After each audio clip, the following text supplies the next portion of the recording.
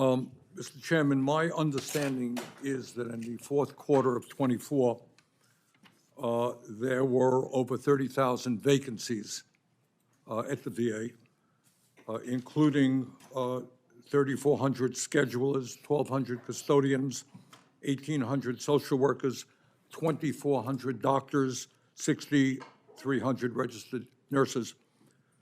I heard Mr. Engelbaum say appropriately enough that he wants to do a detailed and thoughtful review of the whole process. Do you think arbitrarily laying off 2,500 workers and planning to lay off another 83,000 is a detailed and thoughtful review? Senator, thank you. As mentioned, the initial thing that hit the news about the planning factor is to lead and to force people to make hard decisions and recommendations.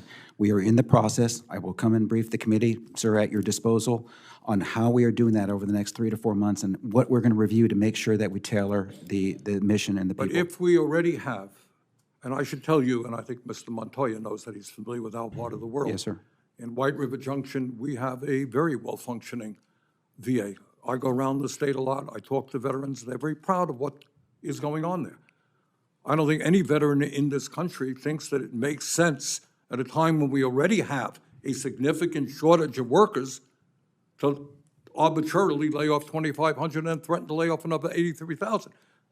Now, Mr. Chairman, as I think you are aware, the Mr. Chairman? Mr. Chairman?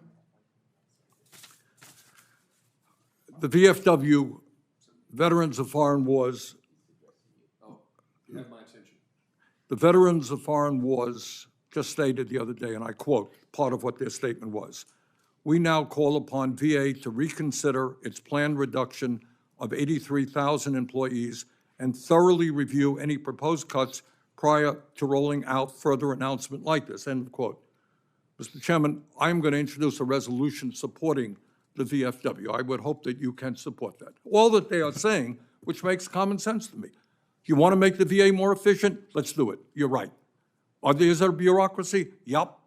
Let's deal with that. But do it in an intelligent, planned way with the cooperation of the veterans organizations who are on the ground. Who better can come to tell you that you have people who are not working well, all right? But to arbitrarily say, hey, we're going to lay off 83,000 people, that makes sense to nobody. On a more provincial point of view, so, Mr. Chairman, I'm going to work, and I would hope that we could have bipartisan support here for simply saying, to quote Mr. Engelbaum, let's go forward in a detailed and thoughtful process. Work with us. All right. Do you believe that health care is a right for every veteran in this country? Absolutely. Good. Good. Okay, let me just say. I appreciate that. Okay, that's fine. I agree with you.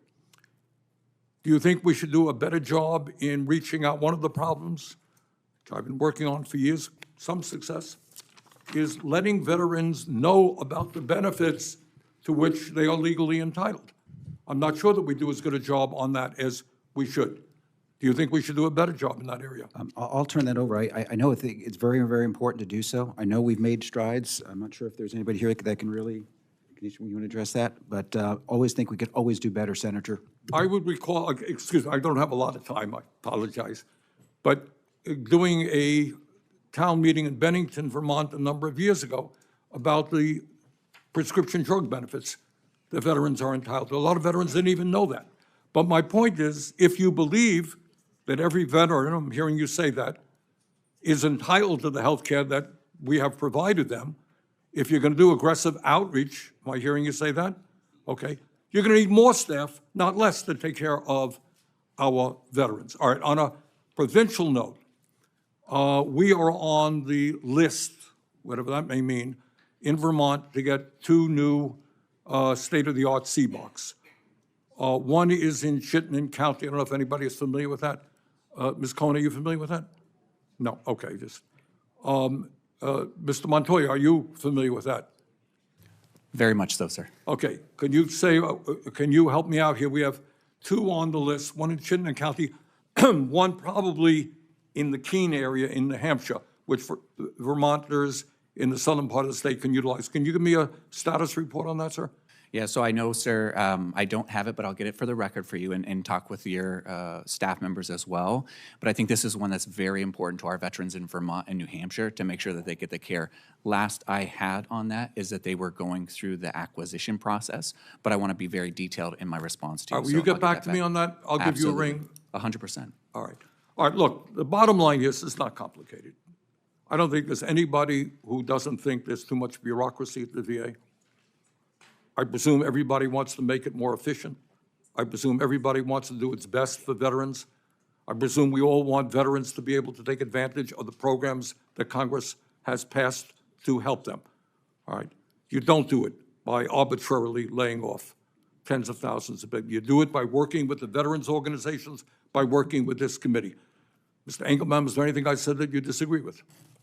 No, Senator. Looking forward to working with committee, and I met some of the representatives behind me right before the meeting and invited them for some conversations, and I look forward to discussions and working together to better support our veterans. Okay, thank you.